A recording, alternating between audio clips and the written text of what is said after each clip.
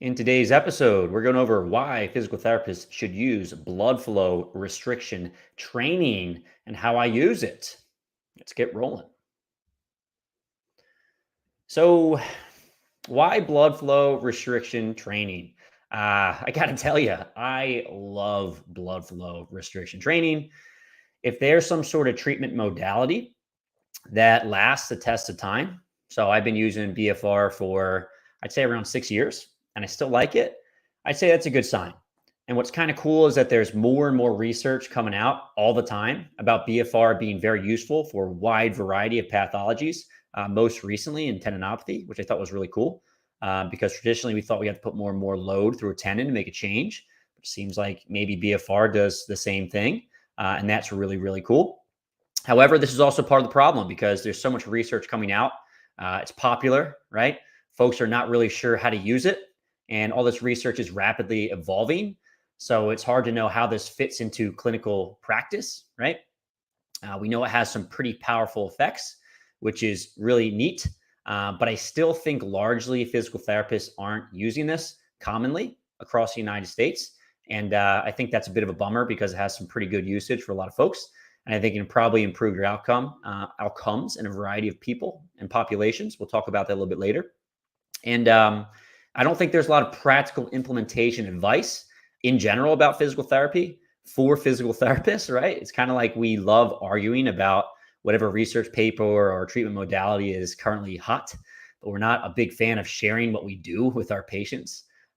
So yeah, we're going to talk a bit about how I use it today. All right. So in today's episode, we're going to go over a bunch of different points. First and foremost, we're going to go over what is blood flow restriction training? What the heck is it? Next, we'll go over how do we believe it currently works? We don't know fully, but we do know it is helpful for a variety of pathologies. There's more and more research coming out about it. Next, why would you use it, right? So what is that clinical reasoning for the use of BFR in your patients? What populations are going to be best for using blood flow restriction training? We're going to go over a few case studies. Basically, I'm going to just talk you through how I use it in a variety of populations, right? Just so you can see its use very easily and hopefully make it a little more practical for you. So you can take this information and go and bring it back to the clinic and utilize it right away. And lastly, which BFR straps do I like to use, right? And there's a couple that are really good. So I'll just show you those ones. All right. So before we get going, I want to let you know about my fitness pain-free mini course. I have a free mini course. I'll leave a link in the show notes. If you're watching this on Instagram, you can see it in my highlights, right, in my profile. We go over how traditional schooling has failed us. I love PT school. I personally think it's a little long, a little expensive, right, but it is very good. The problem is that it doesn't always give you the education you might need working in the strength and fitness population. So I'm talking barbell athletes, how to do a squat properly, Olympic lifts, all that good stuff, right? We go over 7 reasons why people get hurt in the gym. You don't know why folks are getting hurt. How are you going to rehab them, right? Makes total sense. 4 simple steps for getting your clients out of pain. How to build the career of your dreams and earn the respect of your community. Because at the end of the day, I know you guys are listening to Fitness Pain Free because you want to learn more about physical therapy, how to be a better physical therapist. And I agree with you. But at the end of the day, the reason why we want to be good coaches and clinicians is because we can earn the respect of a given community, right? You want to be valued. You want to be respected. I'm going to show you how to do that. I'll leave a link in the show notes, like I said. What I'll also say is if you sign up for the mini course, you're automatically enrolled into a waitlist for the Fitness Pain-Free certification. So this is the largest and most comprehensive course that I offer. It's basically university education working with strength athletes for the most part, right? It's currently closed for enrollment, opens 4 times per year for a 1-week period. The next enrollment period is going to be April. I just want to always keep that on your radar, guys, if you want to learn more from me. Basically learn as much as I possibly know as fast as possible. The certification is the way to go. All right, let's get rolling. So what is blood flow restriction training? It's often shortened as BFR. I will say BFR all the time. And I think it just confused people, right? Blood flow restriction, BFR for short. And a brief history. It was discovered by Yoshiaki Sato. I apologize, I'm saying that wrong. First in the 1960s, right? So this is a long time ago. This was in Japan, right? And essentially, this guy had a fracture, and he decided that he was going to rehabilitate by restricting blood flow to the area. He had a lot of success with it, and he continued to try to utilize it for himself and others. and he coined it as Katsu. And over the course of time, there's been a ton of research about it and its efficacy. The implementation has changed a little bit over the course of time, but largely it's still the same concept, right? So what is BFR? Well, blood flow restriction essentially just means you restrict blood flow, right? So I've got an image here over to the right side of my head, if you're watching on YouTube, of someone using BFR in the clinic at Champion. Essentially, you have these straps that can either go around your thigh as close as your hips as possible, or around your arms, as close as you can to your armpit, basically. And it restricts blood flow. And the idea is that we're going to be trying to occlude venous return, but restrict arterial blood flow slightly. So you're not fully restricting blood flow, you're reducing blood flow, okay? And trying to restrict the venous return more so, right? So how does it work? This is pretty interesting, right? So generally speaking, when we strength train, it builds muscle, right? It makes you stronger and it builds muscle mass. Generally speaking, you're going to need around 80% of your 1 rep max, right? We now know that you can build hypertrophy with all different rep ranges. It doesn't have to be 80%, right? But generally speaking, the closer you get to your 1 rep max, the more strength you're going to build. So generally speaking, strength training is done around 80% of your 1 rep max. Okay, go a little higher, a little bit lower. And there are certain reasons why we believe strength training helps, right? One, there's tensile loading, right? You're just loading up a muscle, tendon, bone, all that stuff's being loaded. And that causes some sort of stimulus, which leads to muscle growth, right? There are a few other reasons why we think strength training works. One of which is going to be increasing cellular swelling, which is essentially when you work out, let's say you're doing bicep curls in the gym, what happens is your muscles will kind of swell up a little bit. They get that pump effect, right? That's cellular swelling. Well, we think cellular swelling is actually a stimulus for your muscles to grow and get stronger. The other thing that happens is you get a muscle burn, right? Your muscles burn. So as you exercise, you get these acidic byproducts inside of the muscle, right? That feel like a burning sensation. And the thought is that that actually will drive muscle mass, right? Strength and hypertrophy. Okay. And typically with regular strength training, this occurs with around 80% of your 1 rep max. What's really cool about blood flow restriction training is that this will occur around 20 to 30% of your 1 rep max. Okay. So strength training around 80%, blood flow restriction training, depending on the literature or the study that you're looking at, somewhere between 20 and let's say maybe 50% of your 1 rep max is used. So it's substantially less. Think about it. If you are pumping a muscle full of blood, right, and creating a lot of acidic byproducts, right, and then not allowing that blood to leave, which when you're doing regular strength training, the blood has the opportunity to leave very easily, then you're going to get more cellular swelling and you're going to build up more metabolic byproducts. So there's more metabolic stress and more cellular swelling within the body with less loads. And we think that's probably one of the reasons why we're creating improvements in strength and muscle mass, okay, albeit at a much lower load. And that's really the most important piece here, right? And we'll talk about in a little bit. There's a lot of folks out there that can't tolerate heavy loads, but they could really benefit from strength and muscle mass, right? So really what BFR is doing, and this is kind of the way I explain it to patients because it's fairly complex, right? And if you're just telling your patients a bunch of medical jargon, you're just going to confuse them, goes over your head, and they're not going to necessarily trust you. So we try to make this as simple as possible. We're basically tricking the muscle into thinking it's lifting a heavier load, right? Because when you're strength training, you're providing a certain environment inside of the muscle, and we're actually providing the same environment with BFR, right? We're increasing that swelling, we're increasing those byproducts. Your muscle thinks it's lifting a heavy load, so it adapts, right? So there are a few thoughts as to why BFR works. At the end of the day, we're not really sure exactly why. The first 2 reasons why we think are the most common theory. Sorry, my camera is not picking me up very good right now on my YouTube. So I'm doing this weird thing where I take my hand back and forth. I'm trying to get it to, focus a little bit better. Yeah. All right. Good stuff. So we have the metabolic stress. Okay. That's a theory as to why you're building muscle. You also have cellular swelling, right? Pump that muscle up, causes some increase in muscle mass and strength, probably. It's also linked to increases in human growth hormone after usage, right? So the thought is after you strength train, after you use BFR, you have temporary increases in HGH, maybe that is going to increase strength and muscle mass, right? We're not sure. I think that a lot of folks are thinking this is not the reason why when I'm reading through research studies. Seems like it's the first two reasons we talked about previously, right? The next one is that after BFR, you have increases in mTOR, right? Which is a muscle growth pathway within your body. So you're directly stimulating a pathway that builds muscle mass and strength within the body, mTOR. These could all be reasons why BFR is effective. Again, at the end of the day, we're not entirely sure why. We just know it is effective for certain pathologies. Lots of research coming out about this, right? So why the heck would you use blood flow restriction training? Dan, you just told me that BFR actually works pretty similar to regular strength training for building muscle mass and strength. Why don't I just use regular weights instead, right? Why the heck do I need to use BFR? Well, the short answer is you don't need to, right? I mean, we've been doing physical therapy and rehabilitation for years and getting people out of pain and back to their activities without using BFR at all. And there's lots of clinics that still use it or don't use it all the time. They get great results. There's a lot of patients I see that don't use BFR and they get back and it's fine, right? But why should you consider blood flow restriction training? And I think this is super obvious, right? So after an injury, most folks are load intolerant, right? So if you try to put a heavy weight on their back and do a squat, it feels bad on your knee, hip, insert injury area here, right? But if you reduce the load and ask them to do more repetitions, usually it feels a whole heck of a lot better.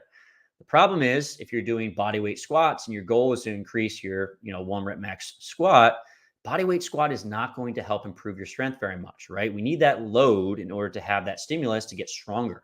However, you can actually improve strength and hypertrophy with a lot less load if you use blood flow restriction training, okay? Right? 20% of your 1 rep max in order to build strength. And that's phenomenal because there's a lot of populations where we are concerned about improving strength, right?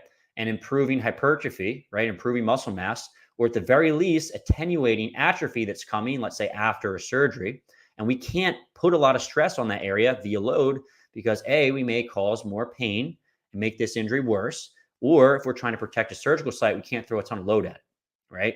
So BFR is actually phenomenal for these folks, okay? And once you know that concept, you can kind of apply it to all of your patients in all different populations, right? So it kind of brings us to which populations BFR is really helpful for, right? So I think the ones that research has kind of shown it's an effective treatment for are pathologies like patellofemoral pain syndrome. There's a little bit of research in patellar tendinopathy. You can kind of extrapolate to other tendons in the bottom. I use it all the time with Achilles tendinopathy. I use it with strain injuries all the time. I use it with osteoarthritis. It's a phenomenal population to do it. Just because these folks, especially in the early stages of an injury, let's say have an acute hamstring strain or acute, let's say calf strain, it's going to potentially hurt a lot and or make things worse if you start throwing heavy loads at this right away. Now, if someone can tolerate a heavy load right away, then use a heavy load. That's fine. But if they don't, BFR is absolutely phenomenal for this, right? For more of those chronic patients, let's say osteoarthritis in the knee, they've been dealing with this for years. They can't really lift heavy loads and they really want to try to build up some strength in their legs. We can do that. We can use light loads, higher reps, and that's usually much more tolerable than high loads, right? Low reps usually feels god awful for those folks. So two things, we're building strength, we're building hypertrophy, right? We're also getting a training effect with less pain, which from a psychological perspective is phenomenal for people. A lot of folks have had chronic pain. They're not actually able to get a training effect. It sucks. They feel like they can never work out. All of a sudden, you give them BFR and they can feel their quad pumping up after never being able to feel that muscle fire for the past 10 years. And they're pumped. They're ecstatic. And we're building strength. We're helping them out. It's phenomenal, right? The other area where I use BFR a ton is going to be in my post-op patients. And for these folks, we're trying to protect the surgical site, right? So if I have, it depends on the expert you talk to, post-op day 2, let's say ACL reconstruction, am I going to do super heavy open chain knee extension, right? Probably not, okay? Just because that's going to put a decent amount of stress on the ACL graft. We're going to try to protect that after you have surgery, right? Same thing goes for, let's say, meniscus repair. Same thing goes for Achilles repair. We can't put heavy loads through that area right away. So what happens? The area gets weak, right? We know that. It also gets smaller. So you have atrophy that occurs after surgery. So let's say that you have, I don't know, a 12-inch calf, and then you have Achilles repair. That calf is going to get smaller over the next several weeks simply because we can't load it. Okay. So what can we do to attenuate some of that loss in muscle mass? We can use blood flow restriction training. And you can pretty clearly see that after a surgery like an ACL reconstruction, we will attenuate that loss in muscle mass that normally occurs by using blood flow restriction training. Again, do you need to use BFR for best long-term outcomes with your ACL reconstruction patients? Maybe not, but it's actually a really good option early on if you have someone that's kind of lagging behind with their strength and muscle mass in the quad, particularly if they're very painful when performing quad exercises.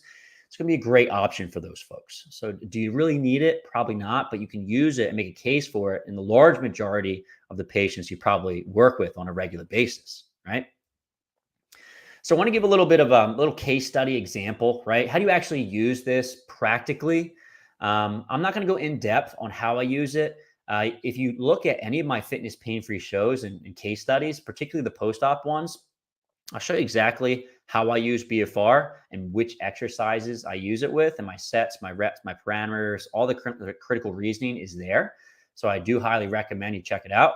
I'll leave a few links in the show notes later when this is recorded, so you can click on those and see exactly how I do it for certain pathologies. But let's talk about a few right here and kind of critically reason through it. Good one that I use a lot on, I think is very effective, is post-op ACL, right? So I had just said this, but for the first, I think it's 8 to 10 weeks after you have ACL reconstruction, on average, these folks are actually losing muscle mass, okay? So it's not like someone has surgery and boom, they lose all their muscle. They have surgery and they slowly lose it over the course of time, okay? Now, if you use blood flow restriction in that time period, it actually will decrease the loss in muscle mass, right? So typically after ACL reconstruction, quads get smaller, smaller, smaller, smaller for weeks. If we apply BFR training, we attenuate that loss, okay? So actually we'll use it with the physician clearance, usually around 2 weeks, with my post-op ACLs and all of the exercises I would be doing at that point. So let's say quad sets, straight leg raises, depending on the surgeon that you're working with or your philosophy. Let's say a long arc quad, right? For all those movements, I'm typically using two things: blood flow restriction training, and I combine that with NMES, so some sort of electrical stim for biofeedback of the quad, get those motor units going, try to build up that quad and reduce some of that atrophy that's occurring. I do that right after surgery, 2 weeks if you want to be safe. And then we make sure that over the course of time, the wounds aren't opening up. We're not having any bad stuff going on with the BFR. That is really, really phenomenal in the early stages to attenuate that loss in muscle mass. The other piece is that in a lot of post-op ACLs, they don't tolerate a lot of quad loading, especially early on, right? The other piece is that doing a lot of open chain knee extension is going to put a bit more stress on the ACL graft. So if we're concerned about that, we can use less loads in BFR. So in that very painful individual that doesn't tolerate quad exercise as well, and doesn't tolerate higher loads, we can use BFR and get a very similar train effect. What I will say is that over the course of time, BFR should probably be used less and less.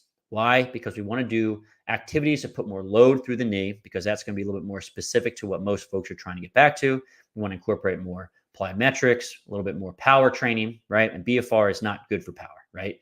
So the mistake I see is folks will use BFR as this advanced training modality at the end stages of rehab. And honestly, I flip it. I think it's the opposite. Use it in the early stages of rehab.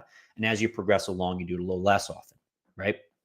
So how about, let's say, treat or some sort of pathology like a patellar tendinopathy, right? So patient hasn't had surgery. They've got patellar tendon pain, right?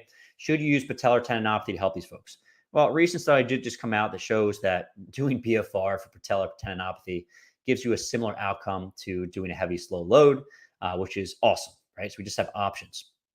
I think a kind of a cool argument you can make for BFR is that it's a little less stress through the tendon, and usually it's much more tolerated.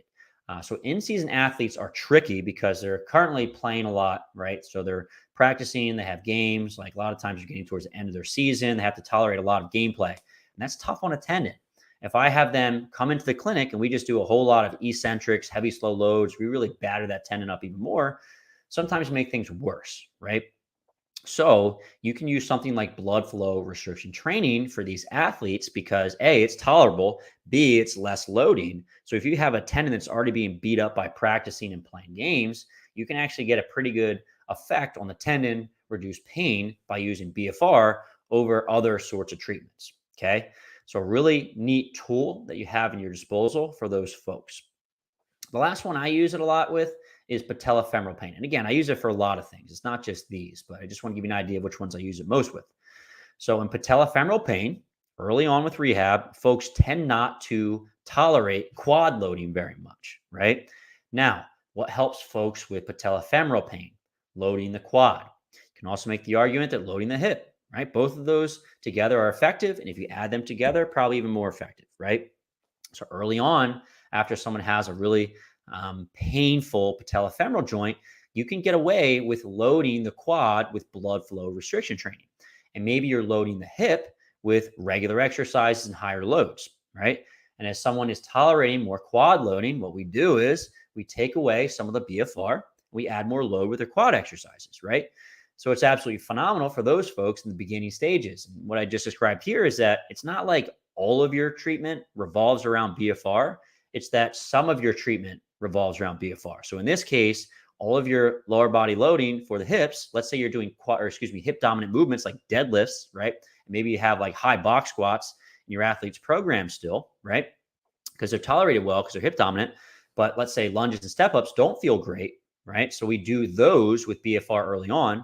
And as you progress and advance, we start taking away some of the BFR. And all of a sudden, you have what looks like a regular strength program towards the end stages of rehabilitation without any BFR, right?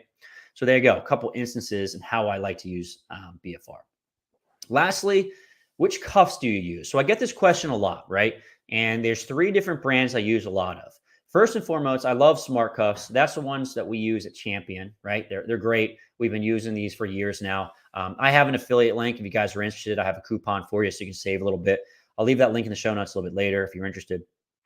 The other brand I like a lot, and I have a set of these at home that I use all the time, is Be Strong, right? So Be Strong is a great brand. They use a blood pressure pump, right? So essentially, you just attach in and pump it up yourself, right? They're phenomenal. And the last one that I like a lot is something called rock cuffs. So rock cuffs are actually pretty interesting, a little less scientific way of determining how much pressure, but they use a crank system. So you just put the strap on your arm or your leg, and then you just crank it up to whatever pressure that you want it to be, right? Those are super simple and easy on the go. So if you guys are looking for 3 good brands, right, or you are a physical therapist and you're trying to give your patients some options, some good options are the ones I just mentioned right there. Okay. And then once again, I just want to let you know, if you're just joining us now, I do have a free mini course. It's a fitness pain-free mini course. So if you really like what you're learning and you want the next steps, I highly recommend you download this. I'll put a link in the show notes. If you're watching this on Instagram Live, just go to my profile and then go to the highlights and scroll over. The mini course is right there. It's free, great download. Again, I'll put that link in the show notes. If you guys are interested in where I got the majority of this research from, again, this was mostly my experience, right? But I did draw a lot of these numbers and stats in the history from a paper from Freitas et al. In 2021. So it's an updated kind of review history of BFR. If you want to get a nice overview, I recommend that. It's a nice paper. I will leave that link in the show notes as well, so you can check that out. And then lastly, if you guys have any questions right now that you want to be answered, go ahead and shoot them out, throw them in the comments. If you are watching this later when it's recorded, just leave a comment with any question, and I'll try to cover it to the best of my abilities on the spot, but also in future episodes as well. So I'm going to grab my phone right now, and I will read and see if there are any questions.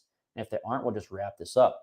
And guys, if you do have a question, right? So if you have like a more in-depth question that you want to be answered, just shoot it out. And if I can't answer it today, I'll make another episode about it. The reason why I make this fitness pain-free, ask fitness pain-free show is to answer your questions, to be as helpful as possible. So if you have a question you want me to go over in this format, just let me know. I'll definitely do it. Okay. Let's see what we have.